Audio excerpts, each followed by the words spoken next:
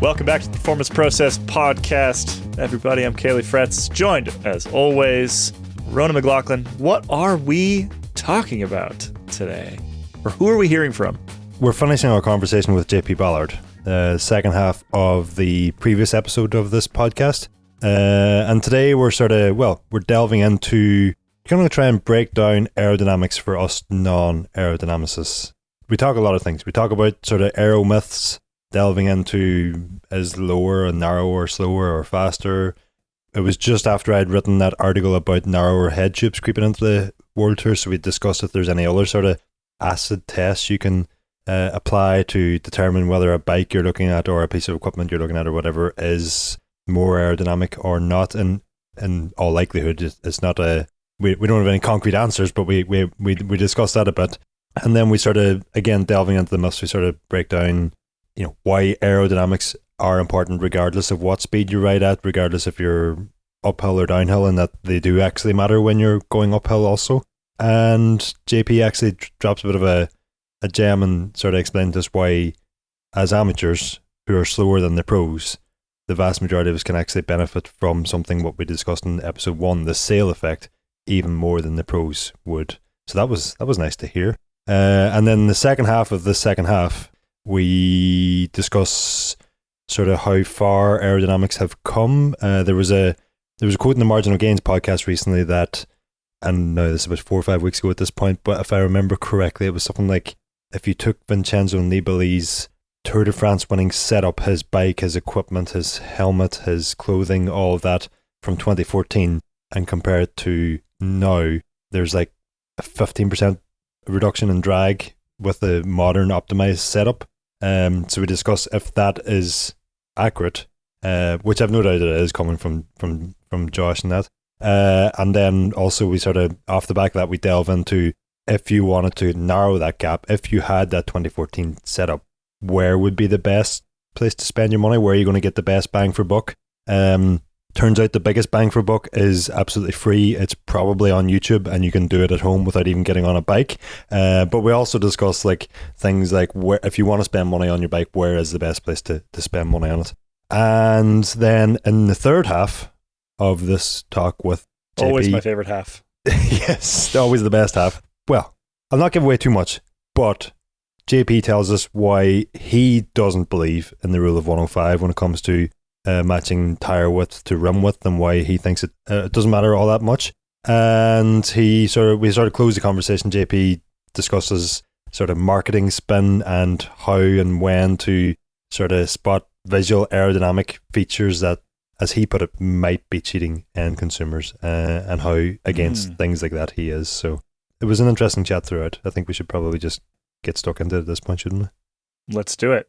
As always, Performance Process is a members podcast here at Escape Collective. We do give you about half of it for free on our free podcast channels, but if you want the whole thing, if you want the third half, the crucial third half, you do need to pay to be a member. Head over to escapecollective.com/join and sign up.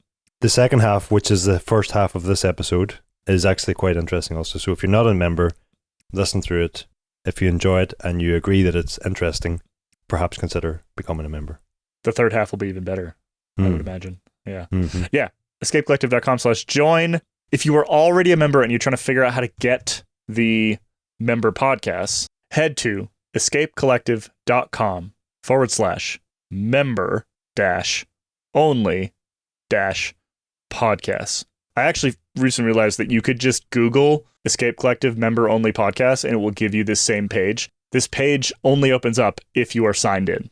And if you are signed in, it'll give you the instructions on how to get the member only podcast. If you are not signed in, I think it boots you back to the homepage or something like that. So there you go. Just Google Escape Collective member only podcast. That's the page. You can get access to our member only podcasts. I'll kick us off in terms of time traveling with the old adage that lower and narrower is faster. Is that like an aero myth, or is that, is it a good starting point just to get as low as you can and you're fairly safe bet at that? Yeah, so I would say true in terms of going lower. We'll split narrow out of it. So yeah, typically aerodynamic drag is dependent on your frontal area. In the first case, there are obviously other things that are important. So going lower typically reduces your frontal area. Going narrower is then questionable because it's about the flow around the body. So if by going narrower, you're reducing your shoulder width and reducing your frontal area, that can be beneficial. But narrower isn't always better. So that's a maybe. But of course, the big caveat here is you can't be impacting your power. So a lot of what we do in the wind tunnel is we get the riders to try lower and lower positions, and we get them to have either ideally tried those positions beforehand to know where their threshold is, where they start losing power. So it's in the end, it's just a net game. So if you say, okay, I've got a new position, it's lower, it's 10 watts faster, and okay, I do have a power penalty, but the power penalty is only 5 watts, it's a net gain, so you can choose to go with it or not. But in general, lower is faster. Speaking of lower or narrower, I published an article yesterday, and I'd sort of theorized, for lack of a better term, that narrower head tubes could be a visual acid test for the overall aero performance of modern frames. Part of what I was thinking was, with the internal routing that we've seen in the past decade, head tubes have sort of got wider to accommodate those internal hoses and cables, and as such, perhaps the aero gain from hiding the cables actually was lost with the wider head tube.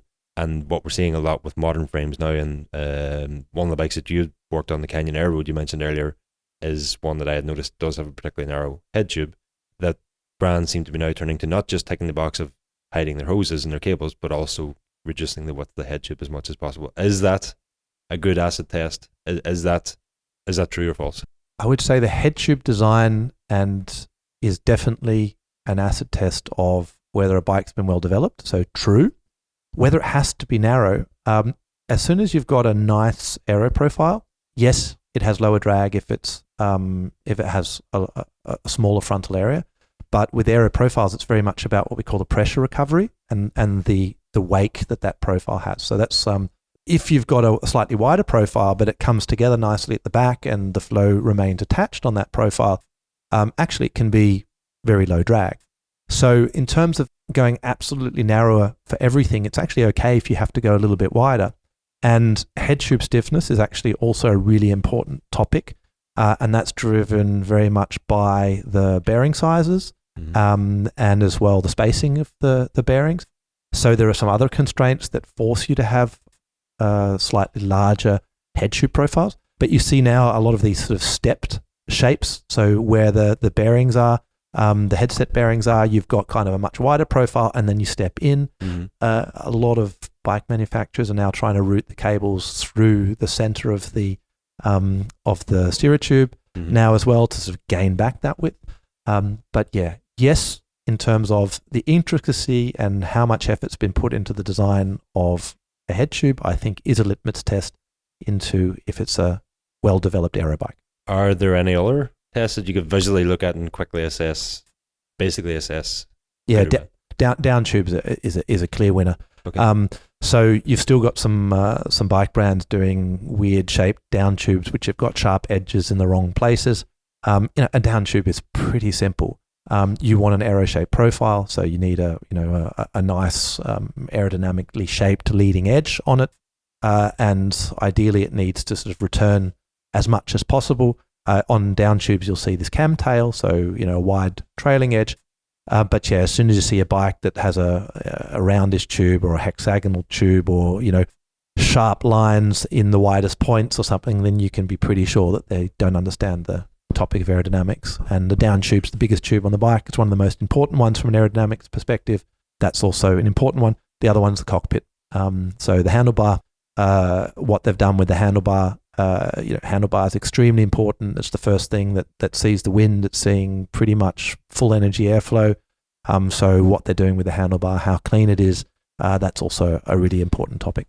How clean it is. Is there anything else you're looking for in the handlebar that's obvious? Is it like thin tops or flared drops, or is there anything specifically you're looking for in the handlebar? Yeah, more the sort of the top bar part. And integration with the stem, I guess? Or exactly, integration with the stem, the shape of the profile. Now, of course, there are There are other ergonomic questions. Yes.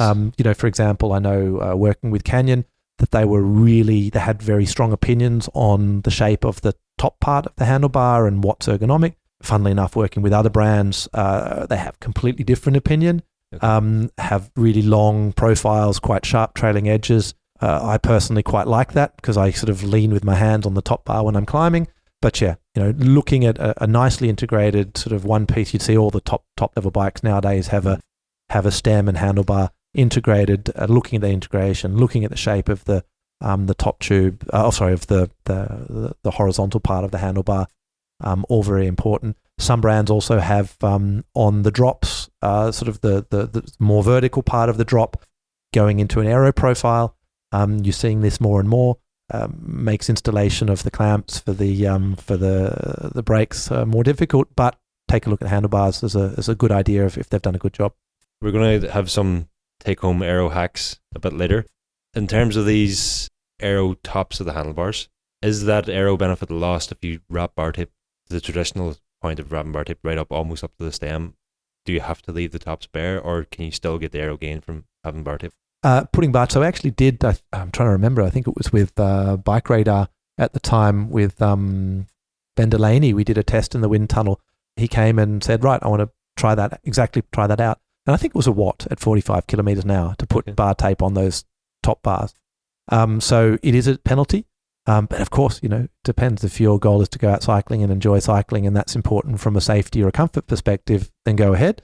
But if you want to milk all of those last watts, you certainly want to minimize how much tape you have. What's the difference between a round top and an aero optimized top? Would it be more than a watt? Or 10 watts. 10, okay. I mean, a round bar. So you're still better with bar tape on a aero optimized top?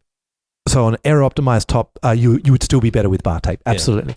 If you want to maximize the aero of that aero profiled handlebar, you want to minimize the tape and only have tape where you actually use it. Okay. Moving on to, I think, the most popular of aero myths. Aero doesn't matter if I'm going uphill. Oh, classic. Aero matters everywhere. There's a threshold where aero versus weight trickles over. For the pros, it's around about 7.5% average gradient. And is there like a power figure attached to that, or a power to weight figure? Yeah, there is. So like that's based on around about 380 watts climbing power. So it's actually a little bit below pro, but that's sort of the threshold where weight you would start to look at lighter weight over the top of aero. Of course, amateurs like myself travel at much slower speeds, so that gradient drops to around about 4.5%. But the important thing to say is that's the average gradient. So, I think you've done some Everesting, but when was the last time you've done an average ride that has on average 4.5%? That's 4,500 height meters per 100 kilometers. And the answer is for most people, pretty much never. So the point is when you go back down the other side of the mountain, the aero starts winning back time for you. When you go along the flats at the bottom, the aero's winning time for you. Yes, you're slower up the hill, but overall, the aero is always faster.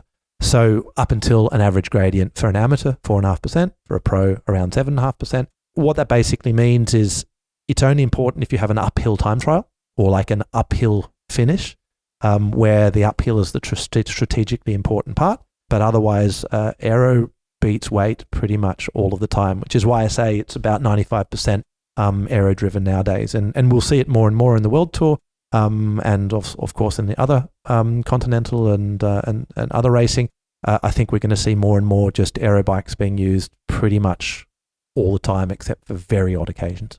Well, as I said to someone at the time, 50% of the distance of an Everesting is downhill at 80, 90 kilometers per hour. The other one is, or the other classic, I guess, is aero doesn't matter if I'm slow. Oh, this is one of my favorites. So the slower you are, the more important aero is. Get your head around that. Now, I mean, I know this and I still can't get my head around it. So there's two reasons for this. One, if you're slower, you're on the course for longer. Mm-hmm. So it takes you longer to do, which means the percentage gain that aero brings you equates to more time. So there's more time saving if you're slower that you can gain with an aerodynamically optimized setup. The second part of it is this sailing effect, what we've talked about. Now, the slower you are, the bigger the effective onset airflow angle that you have. So for a pro, because they're going faster straight ahead through the wind, for a given crosswind strength, they'll see a smaller effective onset flow angle. The slower you go, the bigger the effective angle. So that means the more crosswind you'll feel. So that means your sails on your bike, so your wheels, your bike frame, will work better. So the more angle they see up to a certain point, they'll work better and reduce the drag of your system more. So the slower you go, the more sailing effect you have, the more you benefit from the sailing effect from the drag reduction that those type of products bring. So actually, as an amateur, you benefit more from the aerodynamics of aerodynamically optimized equipment than a pro does. The analogy I've used for the being longer on the course and Aero helping you for longer was cake and a fork, and that if you had 5 minutes to eat as much cake as you possibly could, a fork would be useful, and the fork is the Aero in this analogy. But if you had 5 hours to eat cake, the fork is still going to help you. It's probably going to help you consume a lot more cake because you're forking the cake into yourself non-stop for 5 hours. So I don't know if that works or not, but that's the one I've used. Yep. Going back to time trials and positions, flat back is always fastest. We've done literally hundreds and hundreds of athletes in the wind tunnel, and typically I would say, yeah, flat back is pretty good. Okay. So what it does is it makes you less sensitive, and it makes the suit less likely to the flow from separating off the suit. So if you've got a really rounded back, and when we talk about flat back, we're talking about, you're low enough that your back can be horizontal, not that it's flat at a 45-degree angle. And it basically helps the airflow stay attached on your back for longer, which just helps reduce your drag. Related to that, short tail time trial helmets are faster. Ooh, very rider dependent. Okay. So there's no one, this is maybe another myth to bust, there is no one fastest time trial helmet. It's so dependent on your head position relative to your body, what you do with your head during a time trial. And so we have athletes that have a very low head position, they look forwards, and that's how they ride, and they're very stable with their head. For them, a long tail helmet is better, yes. But for a rider we have other riders that ride more looking down, and if we do a quick jump into triathlon where people are doing much longer distances, they tend to let the head hang. Mm-hmm. Now, if you ride like that, and some time trialists do that as well, if you ride like that, then a long tail helmet's just going to be sticking up in the wind, then a short tail helmet is better for you. Similarly, if you move your head around, you're looking around a lot, you're not very stable with your head position, then a short tail helmet will typically be better. So, for example, when we developed the Rudy Project wing helmet, that was a helmet that was designed for a low head or for people that would move their head around a lot, and was designed to bring the maximum performance there. When we developed the current spec TT helmet of Ekoi, which is this Koina helmet, which you see a lot of people riding, it was developed around 2 athletes that had a very stable forward-looking head position. You have to pick a helmet that works for you and your head position is the answer. Presumably that means the helmet manufacturers have to pick a rider type that they're going to develop towards. Absolutely. And the most clever manufacturers, and I've got, we have no relationship with them, but I have a lot of respect for Met helmets because, there's no one helmet that's the best, but the Met drone and this Met Coda Tronca helmet that always ends up in the front of the mix with whatever athletes we're testing. And of course, they have these 2 lengths. So the Met drone is quite a long tail, wide body helmet. The Coda Tronca is a much shorter cut off helmet. And so basically they're providing a product that fits both types. And I think, helmet manufacturers need to provide 2 types of helmets. Would it be possible to have one rider adopt a range of positions and sort of assess how a helmet works for a specific, because we see some time trialists have an arch back, some have a flat back, some have sloping back, some have wide shoulders, narrow shoulders. Could you get one rider to adopt a load of different positions, try every helmet, and then say this helmet works for this type of position and this helmet works for this type of position? Or is it actually, regardless of the position, it's rider dependent? It's really rider dependent, and it's also dependent on the suit, the interaction with the suit as well. So it's really hard for pro cycling teams, World Tour teams, because they've got to pick one helmet for the whole team. Forcibly, the helmet's going to work really well for some, and it's not going to work well for others. So, for example, when we developed the TT helmet for Van Rysel, which will be used by the Decathlon Age Desert La Mondiale team, we really developed a helmet that was shorter tail so that it had a chance of working for the best for all of the riders. If we would develop a long tail helmet, for some it would have been better, for others it would have been a lot worse. So it was very much to design a helmet that can work the best for most. Sticking with TT helmets then, taping up the vents is faster. Fact, yes. Okay. But we mentioned earlier how important cooling is. Mm-hmm. And cooling of the head is not just important for cooling, but it's also important for the body's perceived temperature. So very dangerous. And if we take it to a further step again, jumping to the idea of triathlon and these guys that do the Ironman in Kona, Hawaii, riding down the Queen K Highway is brutal in the lava fields. You have to have cooling. And if you don't have good cooling on the head, you don't finish the race. Yes, it's faster to tape up your helmet slots. Normally it's 1 to 2 watts at 45 kilometers an hour. So when we develop helmets, we develop specifically with cooling in mind. We have cooling targets. We develop to those cooling targets, and we test with them. I believe there's a couple of studies have been done on the benefit of thermoregulation versus the aerodynamic benefit of a helmet, but could be. I mean, we basically we just know that you have to have cooling, so we want to make cooling as efficient as possible. Yeah, a little insight, when we're designing a helmet, we're not just designing the external aerodynamics, we're designing the internal channeling and the internal aerodynamics, and particularly with the CFD development, we're simulating both external and internal flow together. And we also not just doing it in terms of mass flow, so the amount of air that goes through the helmet, but looking at the heat exchange. So we have a sort of a combined thermal and CFD model. And the same goes when we test in the wind tunnel. We have a heated head where we can also do thermal measurements as well. So we can really literally measure how many watts of cooling does a helmet bring. A heated head, is that just a hot-headed individual? It's just a hot-headed individual.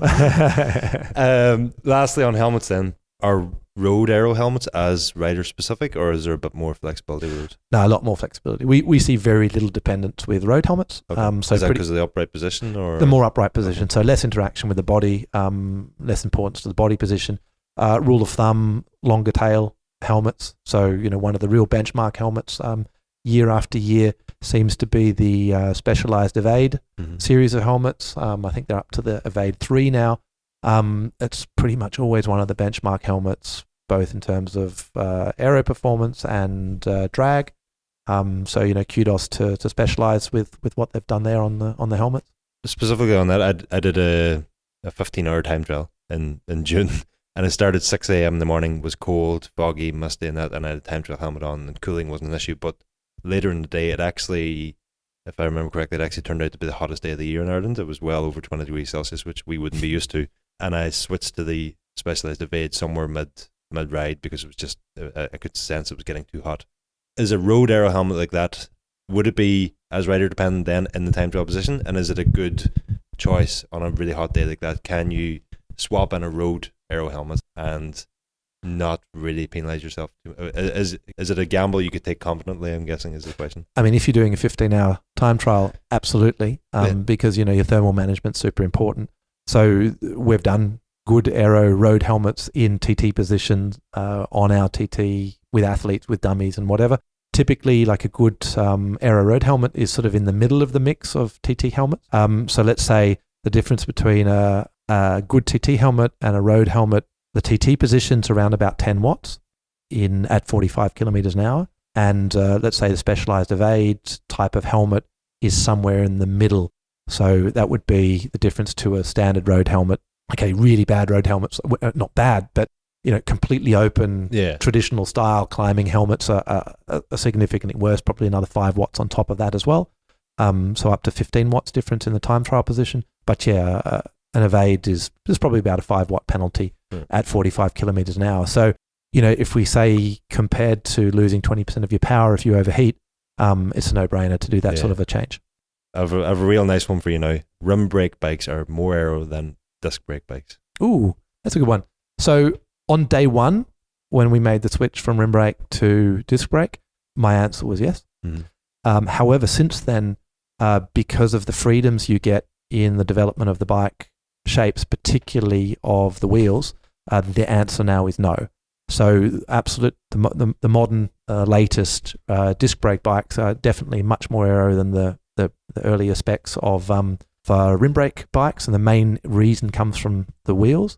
So with we can have much wider rims, which gives us much more flexibility on the tire integration, shape of the sidewall of the rim, because of course previously we were restricted by the pad width and the maximum caliper opening possibility. Yes. And there were brands like Swiss Stop that were also you could buy kind of pre-worn or pre-machined down pads to get wider rims in, but we're just much wider now with the rims. And despite the fact that does lead to a slightly larger frontal area, the overall aerodynamic benefit, particularly in sailing effect, is massive. So nowadays, modern day current spec disc brake bikes are certainly faster than their rim brake predecessors. 1x is faster than 2x. True. Round about 2.5 watts at 45 kilometers an hour. Mm-hmm. The biggest offender is the front derailleur. Okay. It's quite nasty. But nowadays, I have to say the latest spec Shimano Di2 front derailleur is a lot slimmer than the previous generation. So I suspect that's reduced. But yeah, if you're just doing a time trial and you want to be as slippery as possible, removing the front derailleur, removing a chainring is beneficial. There's a World Tour Pro I've had this conversation with back and forth quite a bit. The answer I've sort of been leaning towards is that 1x is faster. If you just test it in one tunnel or test it anywhere, yes, exactly. with a straight chain line, 1x is faster. If you then go into an outdoor event and you're cross-chaining an excessive amount, first of all, the question is, does that cross-chaining eliminate the aero gain? Is the cross-chaining loss bigger? And secondly, then, if you factor in professional bike riders and the likelihood that they will not shift down to a more optimal gear anyway and move the front derailleur and rear derailleur to keep a straighter line all the time, pro riders tend to stay in the big ring unless it's very steep climbs, and the cross chaining is just part of how pro cycling works, and therefore maybe that loss is there anyway, even if they've got a 2x setup. So again, it swings back towards the 1x setup. So I've got a true and a false. I think I'm playing devil's advocate here. Yeah, look, I think it's you're right in that sense. If you're getting extreme cross angles, you're going to lose a lot more efficiency in the drivetrain, and there's a bunch of watts in that. So, it's course dependent is the answer. If it's a rolling course and you're riding 3-4 gears 90% of the time, then it will be faster. And there's also a lot of feedback I've had from athletes is the steps between the gears. If it's some of them, it doesn't work for them. If they're more spinners and they don't have a lot of torque in their legs, it's a no-go. So I think it's very much athlete dependent. It's course dependent. If it's a really hilly time trial, I think it's not going to be the case. But yeah, it's I think you're right. It's a I think my final answer was, if it's a stage where you're not going to come out of the big ring, 1x will be faster.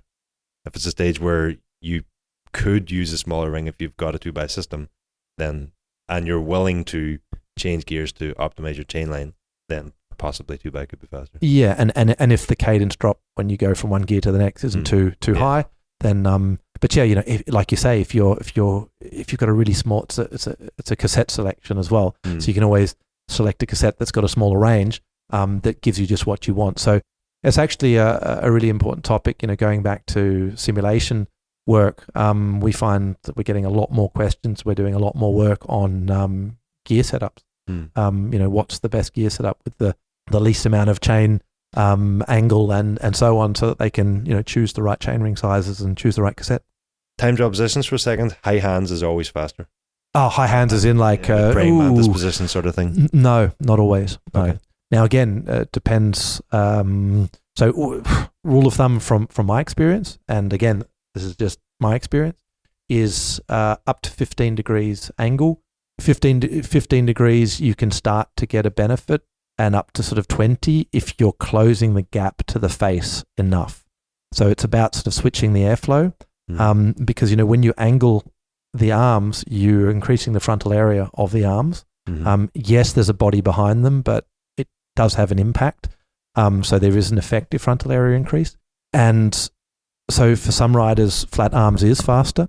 In triathlon, we can do what we want. So some of these guys have 45-degree angles, and they run true praying mantis positions where they completely close their nose to their hands, and that switches the whole aerodynamic flow system. and that can be really beneficial. But with the restrictions we have with the UCI regs, it's much of a muchness. Depends on their body position, depends on the head position. So I will say no to high hands is always better because it's very athlete dependent. Okay, the other one, if I set up a mirror beside my turbo tuner and just replicate Dan Bigham's position, will I be as fast as him? Oh, look, I think Dan is optimized to the hill. Dan's great because that was a question from a guest we've had not a question, but that was a myth buster from a guest we've had in the podcast previously, Mark Gravelin, and he was saying like you can't just replicate someone else's position. You have to test your own. No, look, I think no. Like what I was going to say is if you're Dan's size and you're Dan's shape and you've got Dan's head position and you're riding Dan's suit and you've got his cockpit and you've got his bike, then yeah, you're probably going to be best in his position. But if you're not, you're going to have to do your own research and find it. I mean, I've got to say, after years and years and years in the wind tunnel, it's just so individual. And even with athletes, when I'm like, all right, we're going to make this change. This is a gimme. This is definitely going to be better. And it's 5 watts worse. Even with my experience, I'm just like, okay, I don't know. I know that I don't know. I want to change subject here a little bit, and I want to touch on sort of bang for buck in terms of aero interventions. And I'd heard recently on Josh Portner's Marginal Gains podcast that I think it was they had said that Vincenzo Nibali's 2014 Tour de France winning setup with his mostly round tube frame, medium profile rims, ventilated helmet, jersey and shorts was something around about 15%. A modern day setup was around about 15% faster or something. Let's not hold him to that figure. I think it was just a round figure that they'd used for the purposes of the podcast. Obviously those guys know what they're talking about. But what I wanted to ask you is that if someone at home had that setup, they had bought themselves all that kit 10 years ago, where is the best bang for buck in terms of if you wanted to upgrade step by step that equipment? And I guess maybe the place to start is that 2014 mostly round tubed frame versus an aero optimized frame of today. How, maybe even better, where is the biggest step that you can take, or the best bang for buck step that you can take if you wanted to make that step? So first of all, 15%, is it realistic? Yeah, absolutely. If we say that's based on 350 watt, 300 watt power output, what are we talking about? 45 watt straight. Yeah, easy. I'd say a lot more actually. So maybe some basic figures. First of all, what's the biggest bang for your buck? Well, your biggest bang for your buck is you. So you as the rider, you're 70% plus of the aero drag. So best thing you can do is focus on your equipment and on what you're wearing, and having a well-fitted, ideally if you can find something aerodynamically optimized, but again, it's very individual. But let's say a good aero one-piece suit, if you want to go that far, but at least a good one, good aero jersey, a good aero helmet. Those things don't cost huge amounts of money and are going to bring you some pretty big gains. Might you even say then an aero testing session to focus on the rider themselves? Because you could buy a lot of kit and not really know if that's faster. Absolutely right. Yeah, and look, absolutely right. I mean, I've actually, you've raised a really good point. I say the best thing you can do is go to do some yoga classes. Okay. Because we talked about earlier, getting in a low position, for example, being able to ride on the drops for longer, being able to ride on the top bar with flat arms, 90 degree, takes a lot of core strength. Mm. So doing some Pilates, doing some yoga, getting flexibility, getting mobility, all things you can do in your own home with YouTube tutorials at no cost. That's actually the best way you can make yourself faster from an aerodynamics perspective on a bike. Then, of course, looking at the equipment, focusing on what you're wearing. So again, sort of suits and stuff. And like you say, doing it to be able to really quantify if you can borrow a bunch of suits, tricots, helmets from your circle of friends, doing an aero test to figure out what's actually faster for you as an individual with your setup and your position. That's certainly worth a lot. Would it be possible to put an average percentage or watts or drag saving from a 2014 helmet to a modern day helmet, or a 2014 jersey and shorts to a modern one-piece suit?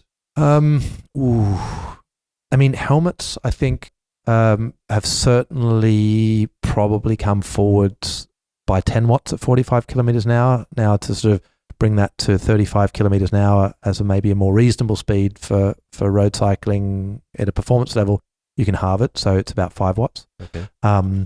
So I'd say that's where we're at now with the helmets. Suits, again, it's really difficult because it's so individual, and it's potentially suits in the past could have been just as good because it's just about what works for you. Okay. But I think, in general, they can easily be at 35 kilometers an hour, easily again another 5 watts, possibly more there. What I can give you is some real figures on bike frame. So previously to this podcast, I dug through a little bit of my development history to get some information. So let's say a totally unoptimized bike frame is going to have, so the frame and wheels around about 100 watts of drag at 45 kilometers an hour. I'll stick with 45 kilometers an hour because it's our wind tunnel benchmarking speed.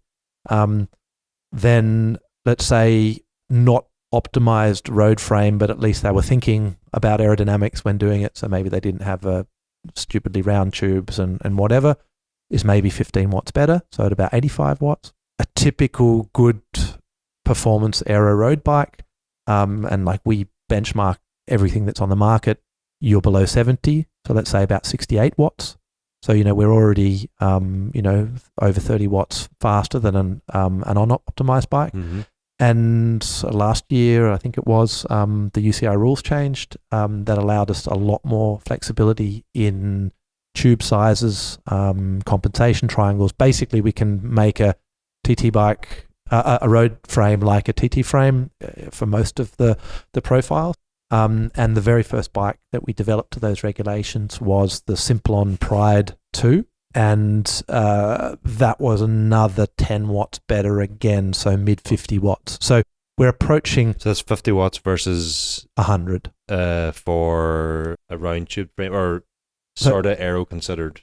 Sort of aero considered, let's say it's about 85 watts. Okay, yes. And sort of this, sort of like, let's call it mid 50s, so a good 30 watt advantage at 45 kph, so at 35, good 15 watts. Mm-hmm. So that's kind of where you are in terms of figures with those bikes. So and that's all with the same set of rims. If you take a box section basic set of rims, and you can add 15 watts across the board to all of that. So so that's kind of where you're at. And I'd say in terms of where we were with wheels, we're certainly a good 5 to 7 watts better than we were previously, and sailing effect massively more potent. So at certain angles, we can be in double figure, 10 watt plus aero savings compared to older wheels.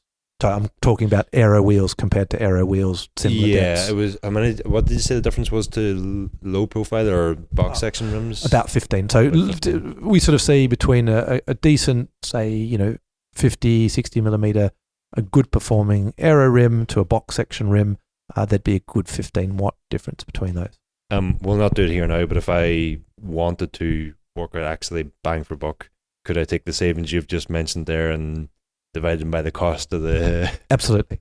So when you look at that, I always say, even if we're a wheel manufacturer, I wouldn't tell people the first thing to do is buy wheels, because they still cost a good set of wheels is 1,500 to 2,500 euros, whereas you can buy a good suit or a good aero top for 200. You can buy you mentioned helmets. There at 5 watts. Yeah. So, helmet suits are absolutely your best bang for buck. Or we go back further, doing your yoga, doing your Pilates is even more. I can beat you again with a number you gave us earlier, and removing some of the bar tip from your aero handlebar tops will save you a watt and cost you nothing. Absolutely. So that's the best bang for buck. Yep. Oh, and even bottles. Round bottle on a down tube, they're terrible things. Okay. So if you want to, again, for practical purposes, you run around with round bottles. But if it's all about minimizing aero, there are UCI legal, the elite aero bottles. Yeah, gripper and re-gripper bottles and bottle cages that come on the new Cannondale Super 6 Evo have like a squared off side to them, but a normal round lid. Yep. And a cage that has a squared off side also, but will accept a round bottle if if you get stuck with a round bottle, but also works with these Aero bottles. Is I really like that. I've used the Elite ones previously, and they're difficult. They're not as practical. Yeah. Oh, that's where this one's getting cut off. Sorry, everybody. If you are not a member, this is where the show ends. If you want to hear the rest, head to escapecollective.com/join and get signed up. Can I say it's not just to be annoying that we cut you off halfway if you're not a member. It's not some cult that we're running here where it's only members exclusive only. It's because by becoming a member, you're actually contributing to, well, it's like a virtuous circle, isn't it? By becoming a member, you fund Escape Collective. By funding Escape Collective, I can do this job. By doing this job, I can produce more podcasts like this, which in turn, you can listen to as a member. So the circle continues. We are 100% member funded. We work for our members, and that's why we make all this podcast content for you and website content and everything else. We're just lab mice on a real thing, running around in circles, making virtuous circles with our members and podcasts every day of the week. Yeah, just sign up. Just, head over there, escapecollective.com/join. If you like this podcast, it's really very cheap, right? Like it's cheap. So head over there, escapecollective.com/join, sign up, get the rest of the pod. You're missing out on all kinds of free watts floating around out there that you don't know about. See you next time.